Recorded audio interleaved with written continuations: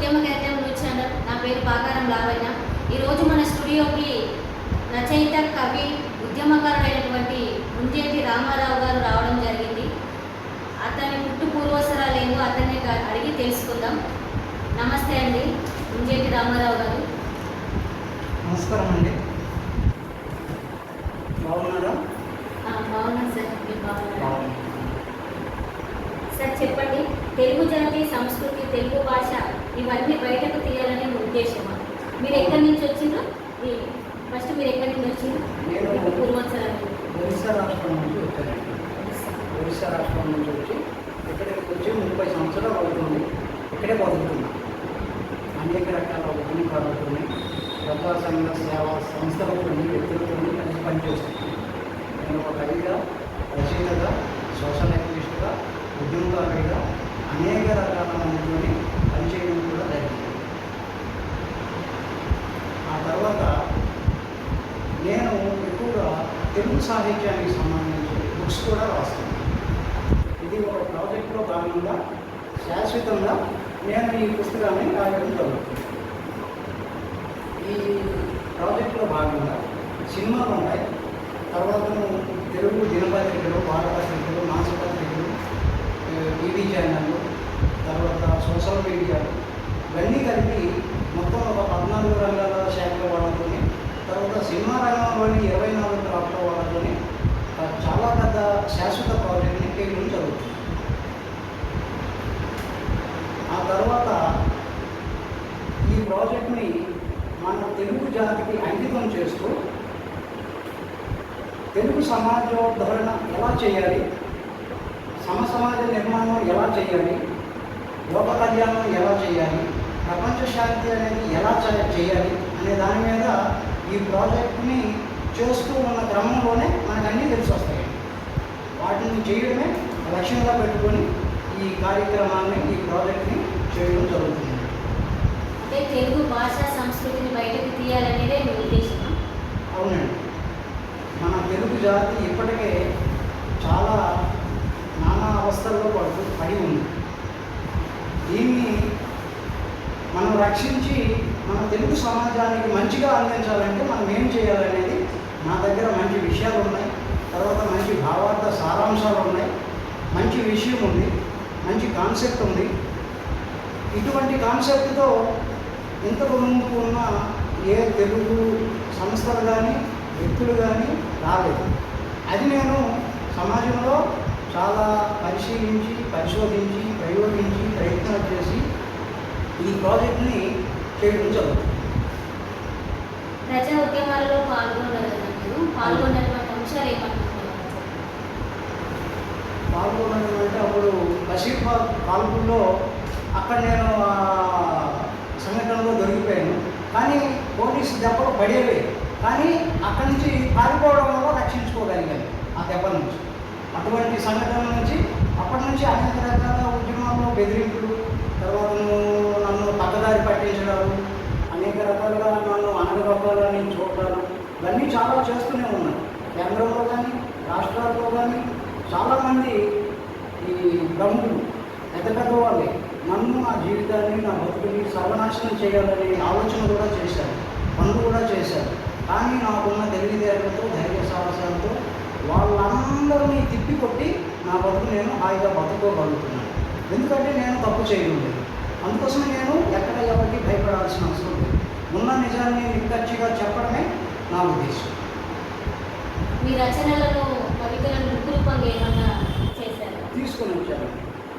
అది 2012లో Tilge.com website ద్వారా నేను ఈ బుక్స్ రూపంలో మన తెలుగు సృష్టి మానవ జాతి ఒక మంచి శాశ్వత శాస్త్ర గ్రంథంలో అనే పేరుతోని బుక్స్ కంటిన్యూగా రాస్తున్నాను. ఇప్పుడు కూడా రాస్తూనే ఉన్నాను. ఇంకా ఆ బుక్స్ని మన సెంట్రల్ గవర్నమెంట్ PMO ఆఫీస్ నుంచి వాళ్ళు బ్యాన్ చేయడం జరిగింది, లాక్ చేయడం జరిగింది. ఆ Tilge.com వెబ్సైట్ వాళ్ళని అక్కడి నుంచి ఎక్కడికో తరిమివేయడం జరిగింది.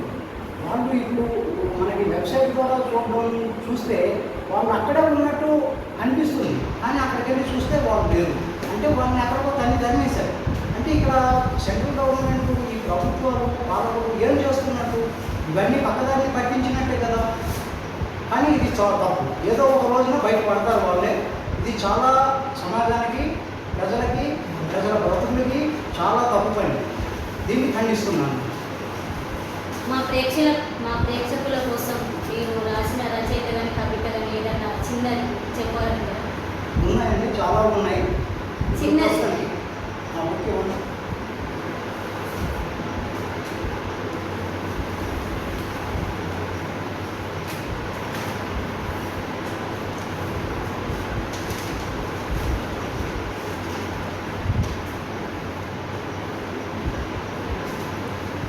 ఈరోజు ఇప్పుడు మనం ఉన్నదే నిజం.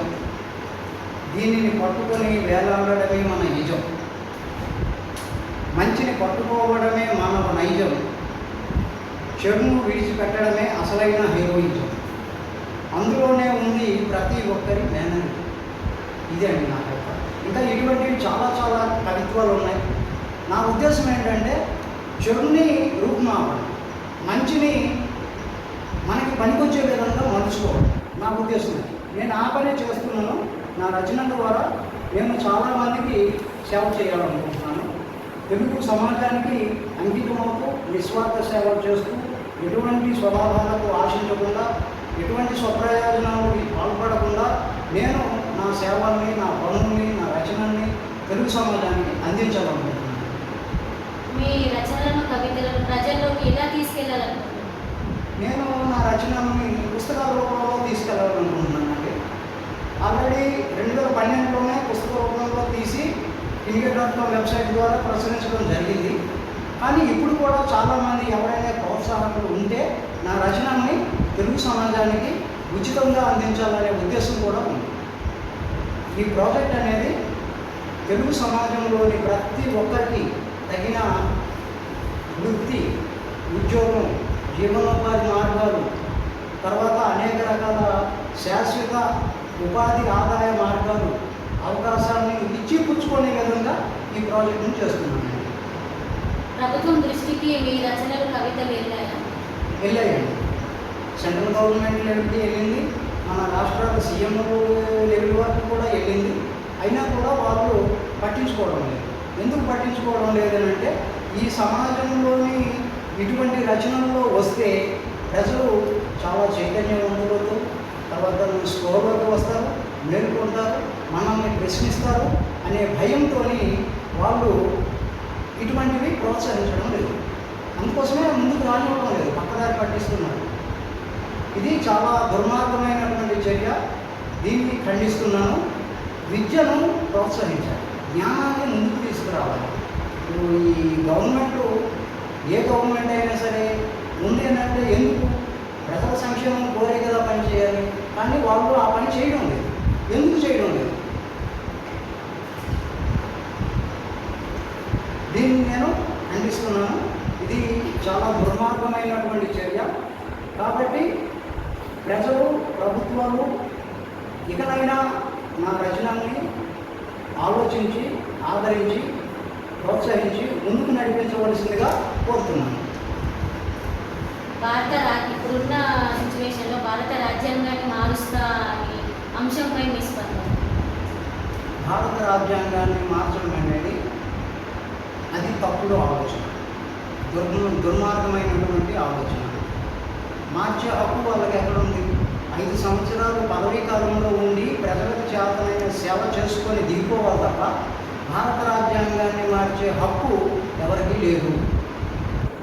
అది ఉండేనంటే దుర్మార్గమైన చర్యగా అందరూ భావించవలసి ఉంటుంది. ఫైనల్గా ప్రేక్షకులకు మా ఉద్యమ కేంద్రం న్యూస్ ఛానల్ నుంచి మీరు ఏం చెప్పాలి? ఓకే అండి రామారావు గారు, ఇప్పుడు ప్రజెంట్ మన దేశంలో జరుగుతున్న చిన్న పిల్లల నుంచి వృద్ధుల వరకు వాళ్ళ మీద జరుగుతున్న అఘాయిత్యాలు, అత్యాచారాలు ఏవైతే ఉన్నాయో వాటి మీద మీ స్పందన ఏంటో చెప్తారు? చిన్నపిల్లలపై, మహిళలపై ఈ అత్యాచారాలు, అరాచకాలు, దోపిడీలు, దౌర్జన్యాలు ఇటువంటివి జరగడానికి అసలైన కారణం ఏంటంటే విద్య లేకపోవడం. విద్యను సరిగ్గా అందించలేకపోవడం. ఆ విద్యనే కనుక సరిగ్గా అందించగలిగితే ఇటువంటి సమస్యల నుంచి బయటపడవచ్చు. అందుకే నేను కోరుకున్నది ఏంటంటే, ముందు ఈ సెంట్రల్ గవర్నమెంట్ వాళ్ళు కానీ, రాష్ట్ర గవర్నమెంట్ వాళ్ళు కానీ, ప్రజలకు కానీ, స్వచ్ఛంద ప్రజాస్వామ్య సేవా సంస్థలకు కానీ, వ్యక్తులకు కానీ ముందు విద్యను ప్రజాబాహుళ్యంలోకి తీసుకురండి. నా విన్నపం అది. ఓకే అండి, థ్యాంక్ యూ అండి. థ్యాంక్ యూ రామారావు గారు, మీ విలువైన సమయాన్ని మాకు అందించినందుకు. అలాగే మీ రచనలు, కవితలు ప్రభుత్వం దృష్టికి వెళ్ళి మీరు కూడా గొప్ప స్టేజ్కి వచ్చి మీరు కూడా స్ఫూర్తిదాయకంగా ప్రజలకు నిలవాలని కోరుకుంటూ మా స్టూడియోకి వచ్చిన మీకు ధన్యవాదాలు. థ్యాంక్ యూ అండి, థ్యాంక్ యూ సో మచ్.